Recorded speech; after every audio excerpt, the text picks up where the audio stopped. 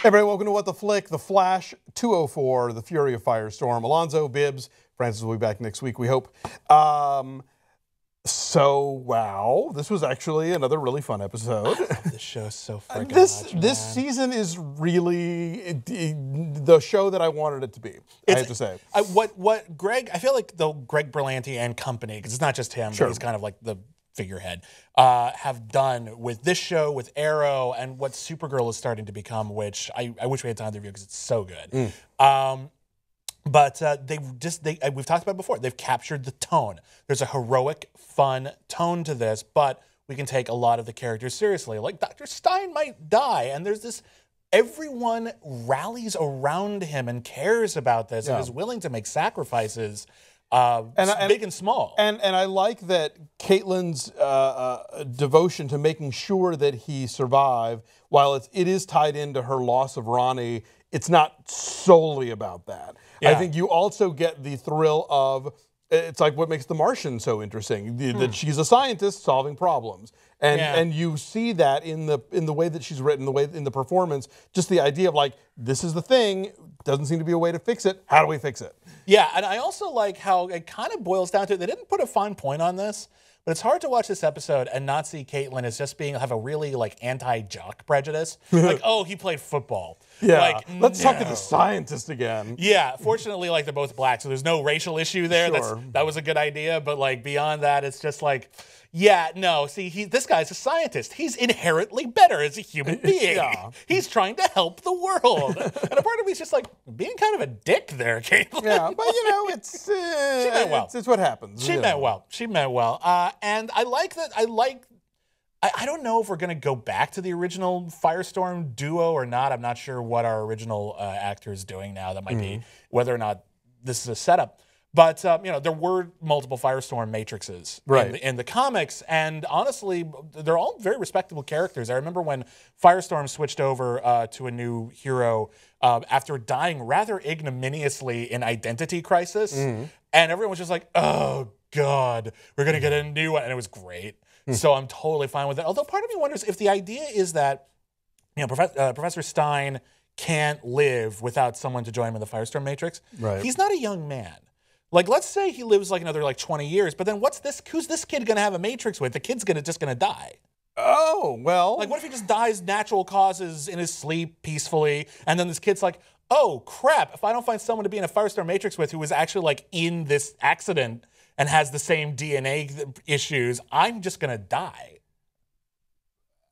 Is that how it's set up? I mean, I don't know. Is it only Dr. Stein, or they both? I don't know. These are the questions. All right. That's a question I'd ask. We'll see how that plays out. Part of the Firestorm Matrix. Okay, is this a guaranteed death sentence whenever my partner dies? This is the lifetime gig. We didn't say whose lifetime. Yeah, and for how long? Right. Meanwhile, at Jitters. Meanwhile, at Jitters sounds like a great spin-off of this. I kind of want to just see like a couple of people working at Jitters and just a little sitcom set in the Flash universe. Yeah. He just zips by occasionally.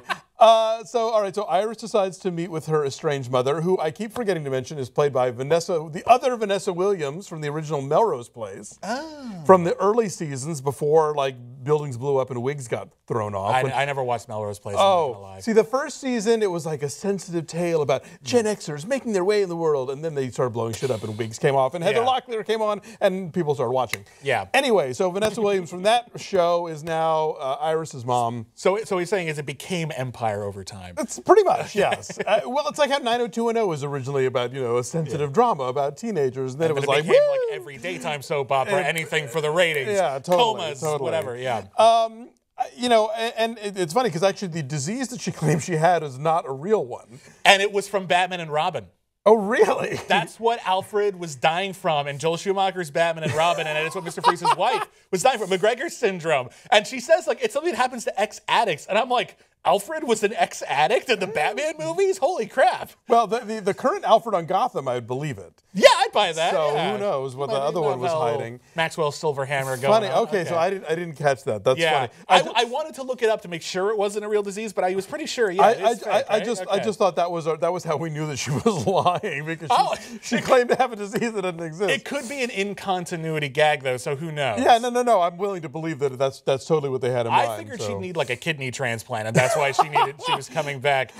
There's I some want to cheap spend shot. time with you, walking and talking and tissue typing. They go to all the trouble of like introducing her. It's like, oh, I want part of her life, and then they go to all the trouble of Iris saying, well, I don't want you in my life, and I'm like, well, you didn't bring her on for this. She's got to have something. I thought she'd like pull off a mask and turn out to be Zoom or something. I don't know, but yeah. So that's going on. I'm waiting to see how that's going to pay off more because right now there's a certain we've not seen the last of this subplot. There's a certain cheap shot sentimentality about this episode that I think is effective, but it's very blunt. And meanwhile, the stuff that I was kind of gravitating toward was the fun stuff. I love Patty Spivot.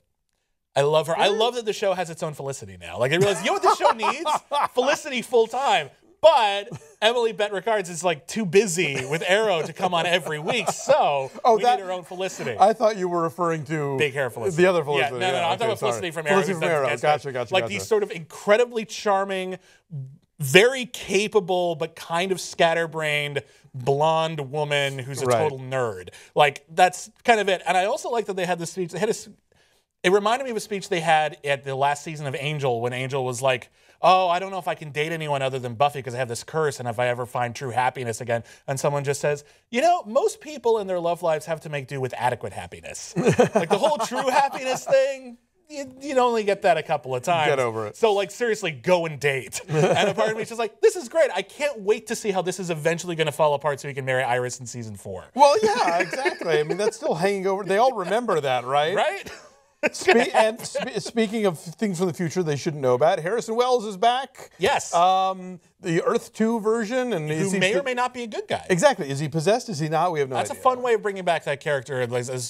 I really look forward to that. And I gotta say, King Shark was awesome. I wish we'd had him longer, but holy crap, that was a really good effect. That was actually really cool. I don't know if he can hold a whole episode, but a little taste. He was really fun. He looked like a street shark brought to life. Remember that like post Teenage Mutant Ninja Turtles animated series that was terrible? God, yeah, he looked amazing. It was the coolest thing, and I was like, wow. Like I was kind of impressed by how well they pulled off Grodd, but I thought King Shark was just. I don't care if he looks a little too shiny. Yeah. I want more King Shark. Sure, why not? But it's small doses, I think, would be best. Anyway, so yeah, well, this show's on a roll. We're having a good time. Absolutely. We'll be back next week, and hopefully Francis will too, and we hope you'll be with us too. In a flash.